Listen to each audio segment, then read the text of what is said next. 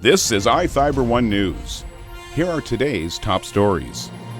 Clouds of blue, pink, and yellow scattered Moses Lake on Saturday morning as the Moses Lake High School hosted its annual Chiefs 5K color run.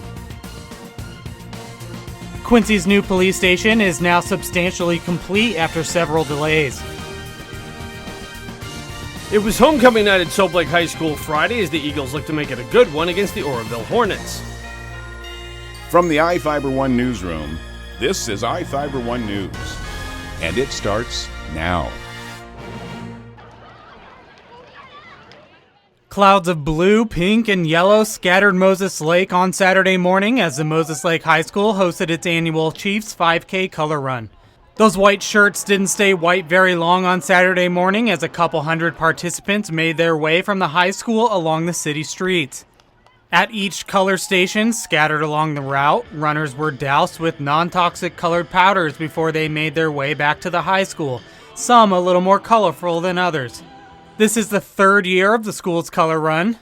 The event raises money for the school's associated student body to put on programs and events during the school year.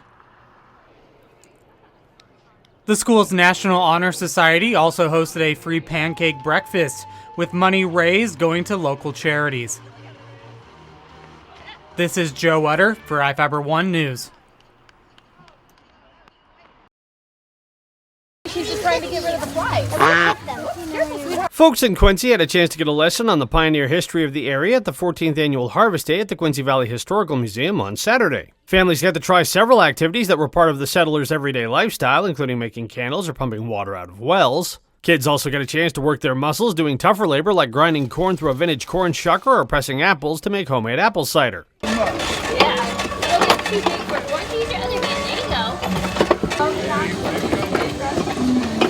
Inside the Ryman Simmons House Summer Kitchen, Historical Society volunteer Harriet Weber was showing how settlers got by on simple foods like fried bread dough. Weber talked about Harvest Day and the need to acknowledge the history of the area. I'm a teacher. I've been a teacher all my life, and so to be able to interpret the history and to help people engage in the history, it's just so much more fun to learn about things if you can actually touch them, taste them, smell them.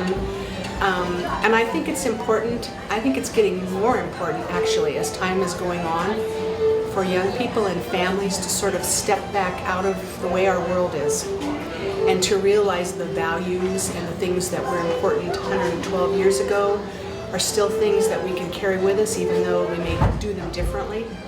I just think those are important values, and so that's why we do this, and it's fun. In Quincy, Devin Higgins for iFIBER 1 News.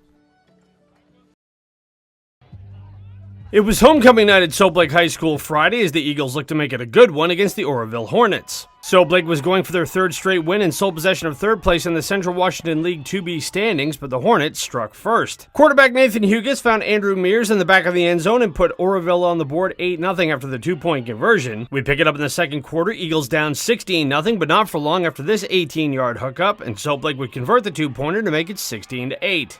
Oroville made it a two-score game again when Hughes found Mears again for the touchdown, putting the Hornets up 24-8. The Eagles would score to keep it close, but Oroville broke the game open close to halftime when Caleb Mills turned the corner and bolted 24 yards to the house. The Hornets led 36-16 at the break and would go on to beat Soap Lake 50-28, spoiling Soap Lake's homecoming and hanging on to third place in the 2B League. In Soap Lake, Devin Higgins for iFIBER 1 Sports.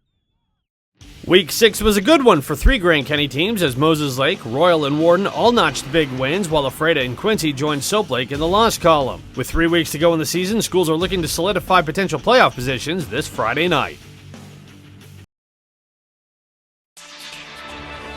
From the iFIBER 1 Weather Center, I'm Jeff Slakey taking a look at the basin's forecast for this week. Monday, partly cloudy and about 60. Clear skies for Tuesday and Wednesday, although some rain likely into the overnight of Wednesday. Thursday, 56.5-inch rain. Friday, mid-60s and partly cloudy, and maybe a little more rain on Saturday at about a 1/4 inch. This report brought to you by Barry Motors. This is iFIBER 1 News. For more information on these stories and other news, visit us online at iFiber1.com or check us out on Facebook.